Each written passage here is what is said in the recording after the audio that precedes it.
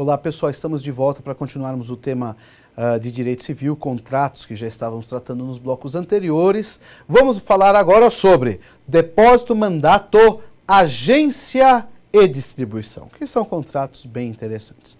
Vamos para o primeiro contrato, que é o contrato de depósito, que se divide em duas espécies. Eu tenho o contrato de depósito voluntário e eu tenho o contrato de depósito necessário. Vamos falar do contrato de depósito voluntário. E já começando com um exemplo, para ficar fácil vocês visualizarem. Eu sou um grande produtor de soja, estou contratando um armazém geral para fazer a estocagem do meu produto. Eu celebro um contrato de depósito com este armazém geral que vai guardar este produto para mim. Diz ali o seguinte, contrato de depósito voluntário. Em regra, ele é gratuito, salvo se for da profissão do depositário receber remuneração por ele. Por exemplo, neste contrato que eu estou celebrando com o armazém geral, que vai receber minha mercadoria, é óbvio que ele é remunerado, é oneroso, porque é da profissão dele receber coisas depositadas. O Código Civil diz o seguinte, quando você entrega para esse depósito coisa lacrada, cerrada, fechada, amarrada, você deve receber, ele deve manter nessa condição e ele terá que devolver a você nas mesmas condições, amarrado, lacrado, selado, ele não pode abrir em hipótese alguma. Agora, se você entregar coisas soltas para ele, como por exemplo os grãos de soja, ele vai ter que devolver para mim grãos de soja e não necessariamente os meus grãos de soja. Olha como há uma diferença. Quando eu entrego algo lacrado, é porque eu tenho que receber de volta exatamente aquele objeto determinado. Quando eu entrego para ele coisas soltas, como por exemplo a soja, o bem fungível, ele vai me devolver algo idêntico e não necessariamente aquele que eu entreguei para ele. Vejam, se eu entregar como depósito para depósito coisa fungível, o contrato de depósito vai se comportar como se fosse um contrato de mútuo. E o contrato de mútuo nós já vimos. Se o depósito for do tipo voluntário, que é esse modelo que estamos falando, necessariamente precisa ser um contrato escrito. E vejam, entreguei a coisa para a pessoa guardar no contrato de depósito voluntário, estamos falando dele. E esta coisa sofreu acréscimos enquanto estava no depósito, diz a lei. Todos esses acréscimos são do dono e não do depositário, pertencem ao depositante. O depositário terá que restituir a coisa com os seus acréscimos porque eles me pertencem e ponto final. Outra situação, nós temos um depósito, um modelo específico que é chamado de depósito necessário. O depósito necessário não precisa de documento escrito, porque a lei diz que é um depósito e acabou, nós temos que acreditar. Quando que se usa o depósito necessário? Depósito necessário nós vamos usar em casos de calamidade pública, como por exemplo, incêndio, inundação, naufrágio. Nós vamos usar também esse modelo de depósito necessário por força de lei. Mas eu vou usar como exemplo de um depósito necessário algo que é muito comum à nossa realidade, que é a hospedagem em hotel. Sempre que nós nos hospedamos num hotel, a bagagem que levamos é depositada necessariamente no hotel. Traduzindo, o hotel só devolve a bagagem se você pagar lá a hospedagem. Não pagou a hospedagem, não se devolve a bagagem. Por quê? Porque o Código Civil estabelece que bagagem de hospedagem é um modelo de depósito necessário. E se é depósito necessário, eu não preciso de documento escrito, porque a lei já está falando que é. Tudo bem?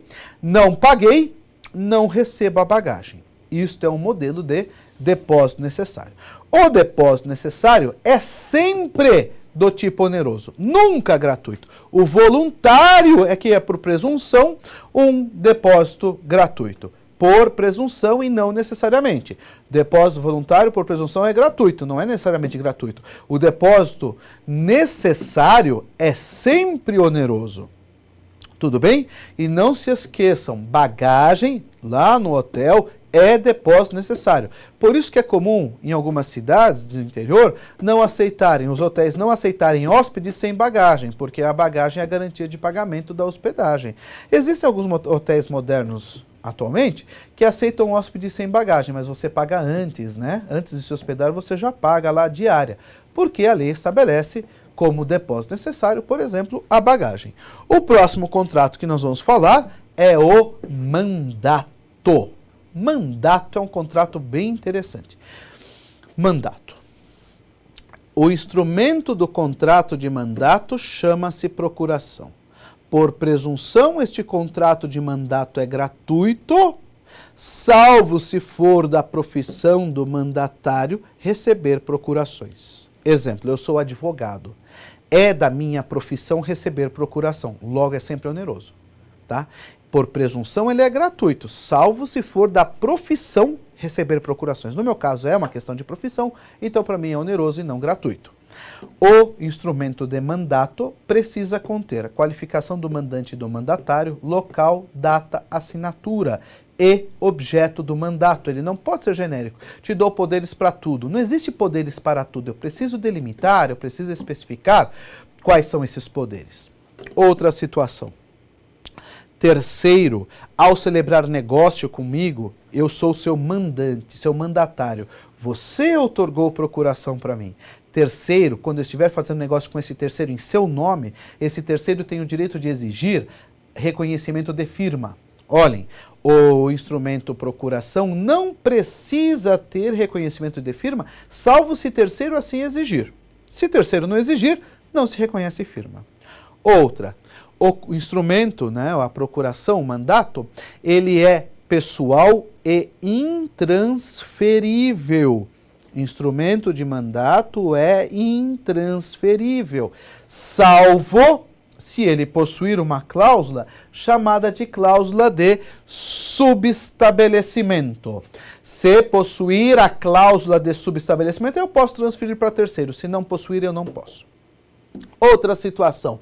Celebrei contrato de mandato com cláusula de irrenunciabilidade, irretratabilidade. Se a parte cancelar a procuração, vai arcar com perdas e danos. Você me contratou com um mandato, eu sou o seu mandatário e constou uma cláusula que este mandato é irrevogável.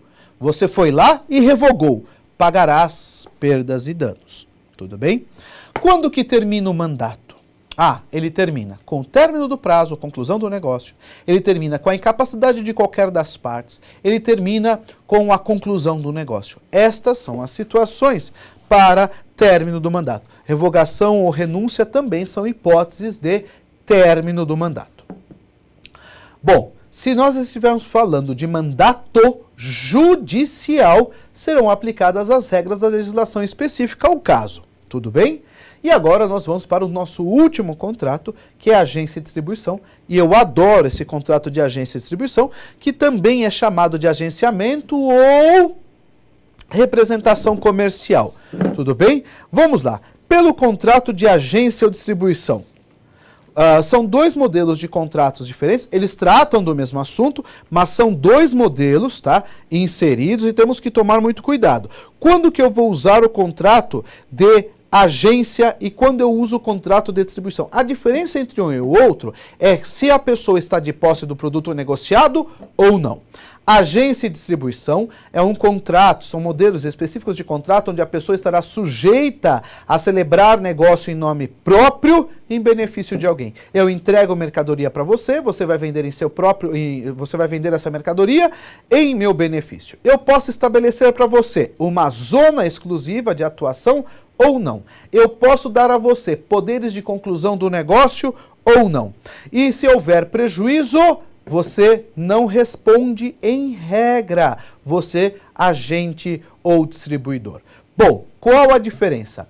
Na distribuição, você, distribuidor, está de posse do produto a ser vendido, a ser comercializado.